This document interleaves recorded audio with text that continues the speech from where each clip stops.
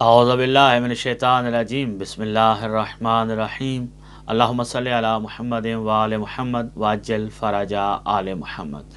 مومنین کرام، جب بھی چاند گرہن کا تذکرہ یا سورج گرہن کی افواہیں گردش کرنا شروع ہوتی ہیں تو بہت ساری غیر ضروری باتیں سوشل میڈیا پر ارد گرد محلے میں سننے کو ملتی ہیں کہ یہ چاند گرہن آخری چاند گرہن ہے صدی کا اور اس کے بعد قیامت آ جانی ہے، اور خصوصاً وہ خواتین جو حاملہ ہیں ان کا تو اس دفعہ بہت برا اثر ان پر ہوگا اور ان کے لیے بہت ہی پرابلم ہے، مسائل ہیں۔ اس قسم کی افواہیں، پہلی بات تو یہ کہ سورج اور چاند اللہ کی ذات نے انسان کے لیے مسخر کیے ہیں، بلکہ پوری کائنات انسان کے لیے مسخر کی اور انسان کو اپنی اطاعت کا حکم دیا۔ ساری کائنات انسان کے لیے بنائی اور انسان کو کہا کہ تو میری اطاعت کر، اور انسان دنیاوی ایجادات میں ترقیوں میں اتنا آگے چلا گیا کہ اب یہ سمجھتا ہے کہ ساری کی ساری تسخیر میرے ہاتھ میں ہے، چاند پر میں پہنچ گیا ہوں، مختلف سیارے اور ستاروں پر میری کمندیں آ گئی ہیں، سب کچھ میں ہوں، اور اس ذات سے غافل ہو گیا جس نے یہ ساری کائنات بنائی تھی۔ تو وہ ذات انسان کو متوجہ کرتی ہے کہ تمہاری جتنی بھی ایجادات ہیں، ترقیاتی کام ہیں، یہ سورج اور چاند میں نے بنائے ہیں، اور ان کو گرہن لگتا ہے تو تم گرہن کو ہٹا کے دکھاؤ، سورج گرہن ہے اس کو ہٹا کے دکھاؤ، چاند گرہن ہے اس کو ہٹا کے دکھاؤ۔ وہ ذات متوجہ کرتی ہے ہر غافل انسان کو اپنی طرف، اور یہ بھی اس کا ایک لطف ہے، کرم ہے کہ وہ ایک غافل کو، گناہگار انسان کو اپنے دروازے کی طرف بلاتا ہے اور اپنے در کی راہ دکھاتا ہے، یہ اس کا ایک احسان ہے۔ تو یہ اس کی آیات ہیں جو وہ ذات متوجہ کرتی ہے۔ دوسرا، دیکھیں، ہم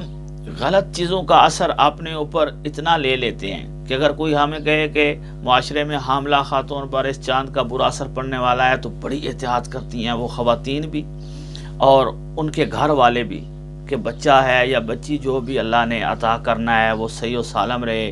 اس پہ کوئی برا اثر نہ پڑے۔ غلط افواہوں کی وجہ سے ہم بڑی احتیاط کرتے ہیں۔ جہاں غلط افواہوں پہ اتنا یقین کرتے ہیں اور یہ غلط افواہیں ہمارے اوپر اثر بھی کرتی ہیں، ظاہر ہے اگر ذہنی ڈپریشن ہوگی تو اس کا اثر جسم پر ہوگا، جسم پر ہوگا تو جسم میں جو بچہ پرورش پا رہا ہے اس پر بھی ہوگا، نشوونما پر، جسم پر ایک برا اثر ہوگا۔ غلط افواہ کا اثر ہوتا ہے۔ تو اگر ہم نیک کام کریں، مثلا وہی حاملہ خاتون اگر باوضو رہے، وہی حاملہ خاتون اگر قرآن پاک میں، اگر رمضان المبارک میں قرآن پاک کی تلاوت کرتی ہے اور دعا مانگتی ہے اپنے حمل کی صحت و سلامتی اور سالمیت کا، اور اللہ کے حضور عبادات میں مشغول رہتی ہے، کچھ قرآنی